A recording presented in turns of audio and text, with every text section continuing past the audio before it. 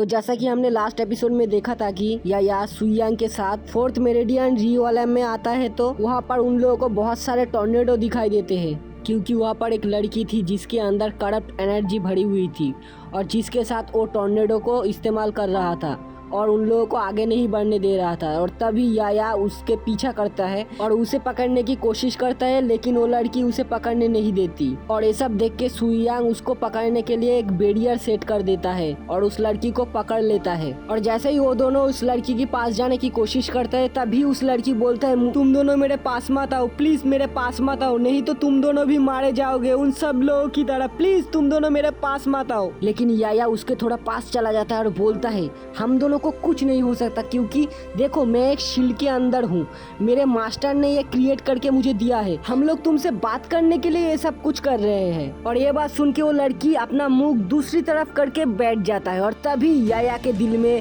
खुराफाती idea चलती है और वो उसको छूने लगता है। और जब छूता है तो वो लड़की सामने की तरफ भाग जाता है, लेकिन या तब तक उसको छू चुका होता है। और ये सब कुछ देख के वो लड़की थोड़ा डर जाता है। वो लड़की सोचता है कि या अभी गायब हो जाएगा या। और तभी या बोलते हैं, देखो मैंने तुमको टच किया, मेरे को क्या कुछ हुआ? तो देखो ऐसा डरो मत, मेरे को कुछ नहीं हो सकता, क्योंकि मैं एक प्रोटेक्टिव शील्ड के अंदर हूँ जो मेरे मास्टर ने दिया है, तुम देख सकते हो, देखो मेरे को तुम छू सकते हो, मेरे को कुछ नहीं होगा। और वो सुयांग के पास जाता है और बोलता है, इनसे मिलो, ये है मेरा मास्टर, अब तुम्हें कोई टेंशन लेने की जरूरत नहीं, क्योंकि मेरे मास्टर यहाँ पर है और मेरे मास्टर सब कुछ ठीक कर देंगे। और ऐसे ही बोलते हुए सुयांग अपने एक उंगली को ऊपर की तरफ दिखाता है और तभी वो सब फॉर्मेशन डिस्ट्रॉय हो जाता है और वो लड़की आजाद हो जाता है। और तभी वो लड़की थोड़ा रिलैक्स होता है और धीरे धीरे उन लोगों की तरफ आगे बढ़ता है। और आगे बढ़ते हुए और बोल रहा था, तुम क्या सच में रियल हो,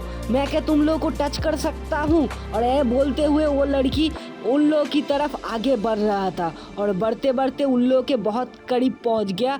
और सुयांग के एक उंगली की तरफ उसका उंगली टच करते ही उसका करप्ट एनर्जी सुयांग के ऑरा के साथ टकराते ही वो तुरंत डिस्ट्रॉय हो जाता है। और ये देख के वो लड़की बहुत शॉक्ड हो जाता है, तुम पर ये एनर्जी असर नहीं कर रही, लेकिन क्यों? और तुम पर मेरे एनर्जी का कुछ असर नहीं होगा, ये बोलते हुए वो लड़की रोने लगता है और कहती है, मेरी वजह से वो सब के सब मारे गए, उनमें से कोई भी एक जिंदा नहीं बचा, उन सब लोगों की कातिल मैं ही हूँ। और ये बोलते हुए वो लड़की रोने लगती है और मेरे अंदर अगर ये स्ट्रेंथ नहीं होती तो मैं किसी को नहीं मार पाती, लेकिन मेरे साथ ही ऐसा क्यों होता है? मैं इस दुनिया में सबसे ज्यादा बुरी लड़की हूँ, मैंने सब लोगों को मार दिया। लेकिन या बोलती है, लेकिन मेरे को तो कुछ समझ में नहीं आया, तुम क्या बोल रहे हो? लेकिन उसके अंदर भी एक बात चल रहा था, वो भी सोच रहा था, इस मासूम लड़की के अंदर ऐसी खतरनाक एनर्जी कैसे रह सकती है? मैं तो ऐसा सोच रहा था कि ऐसा एनर्जी तो एक मॉन्स्टर के अंदर होना चाहिए जो बहुत ही खूंखार होगा, लेकिन सच में इस लड़की की किस्मत बहुत ही बुरी है।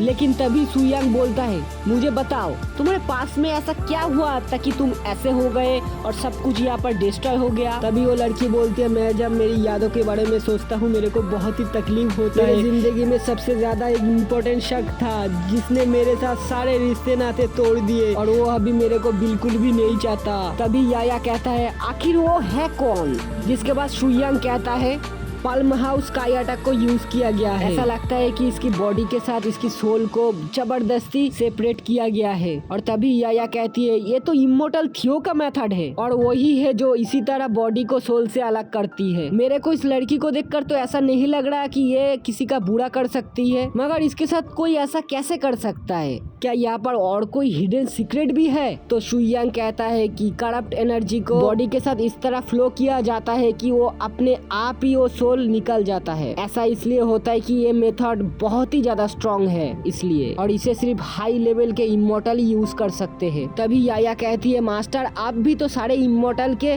हथियार मैजिक वेपन को इस्तेमाल कर सकते हैं। और उस लड़की से पूछते हैं, तुम क्या जानते हो ऐसा कोई जो इस तरह का टेक्निक यूज करता है? मगर फिर वो सुयांग से कहता है, मुझे ऐसा क्यों लग रहा है ये मास्टर इमोर्टल यूंग से किसी ने ये सीखा है और उसी ने फिर इस लड़की को अपना डिसाइपल बनाया होगा। लेकिन मेरे को ये बात कुछ समझ में नहीं आ रहा कि कोई बंदा इस मैजिक को क्यों इस्तेमाल कर रहा है। और अचानक से सुयांग अपने पैर से एनर्जी रिलीज करते ही वहाँ की धूल मिट्टी सब हट गया और वहाँ पर एक सील दिखाई दिया और सील से अपने आप एक एनर्जी ऊपर की तरफ उड़ रहा था और तभी उन लोगों को एक गेटवे दिखा जो कि और एक मेरिडियम रियलम की तरफ एक्टिवेट हो रहा था। और तभी याया कहती है ये तो पूरा बिल्कुल 7 मेरिडियन के रियलम की तरह दिख रहा है, मगर ऐसा लग रहा है कि ये बैरियर 3rd मेरिडियन को 2nd मेरिडियन के साथ कनेक्ट कर रहा है और ऐसा साइन देख के लग रहा है इस गेटवे को किसी ने रिपेयर किया है। और उस लड़की से पूछते हैं क्या तुम कभी ऐसा फॉर्मेशन इस्तेमाल किया है या तुम इसके करीब कभी गए हो। और इतने में वहाँ पर स्टीम बन आ जाता है और वो सुयांग को सब कुछ बता देता है और सुयांग बोलता है ओ किसी ने मेरे ऊपर छुपकर हमला करने की कोशिश किया है। और हमें दिखाया जाता है कि मेन आइसलैंड में जुइयान ने बहुत सारे लोगों को मार दिया था और मियांग कुछ भी नहीं कर पा रही थी। वहाँ पे मौजूद बाइलेन और सालियान उस लड़की को रोकने की कोशिश करते हैं, लेकिन उन दोनों के कंबाइंड अटैक्स भी उस लड़की को रोक नहीं पा रहे थे। जिसके बाद सानियान अपने पास से एक फ्लावर टेक्निक का इस्तेमाल करते हैं जिससे वो उस पर एक बहुत ही पावरफुल अटैक करती है, लेकिन उसको इससे कुछ नहीं होता। उल्टा वो लड़की उस पर एक सीड थ्रो करता है जिसकी वजह से सानियान को अपने चारों तरफ एक फ्लावर बैरियर एक्टिवेट करना पड़ा। मगर वो देखती है वो सीड उसकी तरफ जाने के बदले मियांग की तरफ जाने लगता है और ये देख के बाइलेन और सानियान दोनों ही मियांग के चारों तरफ एक फॉर्मेशन क्रिएट करने लगता है जिससे वो बच सके। लेकिन आहिस्ता आहिस्ता वो सीट उस बैरियर को तोड़ने लगता है और ये देख के मियांग अपने चारों तरफ एक प्रोटेक्टिव शील्ड बना लेता है। और अचानक मियांग देखते उसकी तरफ से वो सीट जाके डिमोन क्लैन के एक डिसाइपल पे जाके लगती है और वो उसी वक्त मर जाती है। और ये देख के मियांग को बहुत ज्यादा गुस्सा आने लगता है क्योंकि उस लड़की ने सारे डिसाइपल को तभी मार दिया था, किसी को नहीं छोड़ा था। लेकिन सानियान उसे रोकते हुए कहते हैं जल्दबाजी में कुछ कदम मत उठाना, ये लड़की बहुत ज्यादा ताकतवर है और हम इसका मुकाबला नहीं कर सकते और हमें इससे लड़ने के लिए कोई ना कोई अलग तरीका ढूंढना पड़ेगा और इसका कोई ना कोई कमजोरी तो जरूर होगी। और जुयांग उन लोगों से कहती है तुम लोग इतना टेंशन क्यों लेते हो और अभी बहुत जल्द तुम्हारी बारी आने वाली है। और तभी बाइलेन कहती है कोई स्टीम बन मेरे साथ अभी नहीं है, अगर वो मेरे पास होता तो मेरे पावर बहुत ज्यादा बढ़ जाती और ये लड़की मेरे ऊपर इस तरह एटीट्यूड नहीं दिखा पाती। लेकिन अचानक वो कहता है जरा 1 मिनट रुको, मेरे पास और एक तरीका है, मगर इसके लिए मेरे को थोड़ा टाइम चाहिए। वो उस दोनों लड़की से बोलते मेरे लिए बस टाइम निकालो, मैं एक मेथड का इस्तेमाल करने वाला हूँ। और फिर जूलियन उन लोगों से कहता है तुम लोग वहाँ पर क्या खिचड़ी पका रहे हो। तो वो लड़की कहती है कि हम लोग तुम्हें मारने वाले हैं। इसके बाद वो लड़की पूरे ताकत के साथ एक एनर्जी अटैक करता है, लेकिन हम देखते हैं कि जूलियन बहुत ही आसानी से उसकी अटैक को रोक देते हैं और सानियान उसके बिल्कुल पीछे से एक एनर्जी अटैक कर देते हैं, लेकिन वो उसे भी डॉज कर लेता है। और सुयन कहता है अब मुझे थोड़ा सा इस खेल में मजा आ रहा है क्योंकि तुम लोग अभी थोड़ा सीरियस होके अटैक कर रहे हो और बाइलन अभी रूट अटैक से उसके ऊपर हमला कर रहा था, लेकिन वो सारी की सारी रूट्स उसको पकड़ नहीं पाती। उसके बाद जुयांग बोलता है तुम जितने सारे वाइन्स का इस्तेमाल कर लो, ये सभी वाइन्स मेरे सामने बिल्कुल बेकार है। लेकिन वो कहता है कि थोड़ी देर रुक जाओ, इसके बाद तुमको पता चलेगा मैं क्या करने वाला हूँ। और उस लड़की का ऑरा फील करते हुए सानियान बोलता है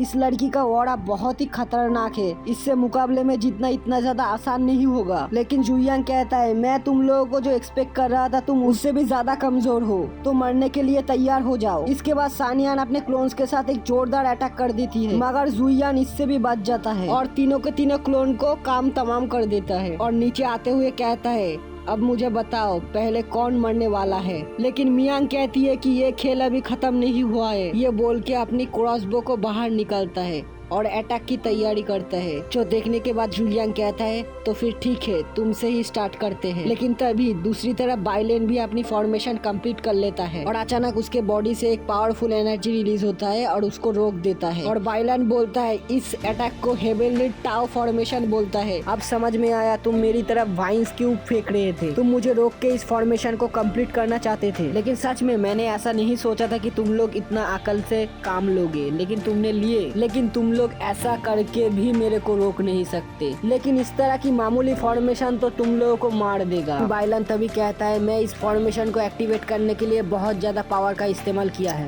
ये इस तरह बेकार नहीं जाएगी। इसमें लिंक्सी रूट ऑफ हेवन है जो कि डायमंड स्पेस को कनेक्ट करती है, मेरे ख्याल से तुम्हें रोकने के लिए ये फॉर्मेशन काफी है। तब जुयांग कहती है तुम ये फॉर्मेशन मुझे मारने के लिए बनाए हो, लेकिन अफसोस के साथ बोलना पड़ रहा है तुम लोगों को डिसअपॉइंट होना पड़ेगा क्योंकि इस दुनिया में ऐसा कोई पैदा नहीं हुआ कि मुझे हर्ट कर सके। मगर तुम लोगों की स्पिरिचुअल पावर काफी अच्छी है, तुम लोगों के साथ फाइट में थोड़ा मजा आ सकता है। लेकिन इतने में ही वहाँ पर एक पोर्टल एक्टिवेट होता है और उसमें से डीमन क्वीन बाहर आती है और देखते ही देखते वहाँ पर बहुत सारी पोर्टल एक्टिवेट होने लगता है और हमें दिखाया जाता है लिंग फेंग, लिंग यू और बाकी सारे डिसाइपल उन लोगों की मदद करने के लिए पोर्टल से बाहर आने लगता है। ये देख के जुयांग कहता है, अच्छा तुम लोग नए मेहमान को इनवाइट किए, लेकिन तुम लोगों को क्या लगता है ये लोग तुम लोगों की मदद कर पाएंगे? और वो उन लोगों से कहती है, चलो शराफत से तुम सभी लोगों का एक एक करके नाम बताओ। लेकिन सानियान तो उन लोगों के साथ मिलकर उनसे मारने की प्लान बना रहा था और इसी के साथ ये वाला एपिसोड खत्म होता है। तो दोस्तों ये वाला एपिसोड आप लोगों को कैसा लगा? अगर अच्छा लगा तो एक लाइक करके जाना और चैनल को सब्सक्राइब करके बेल बटन ऑप्शन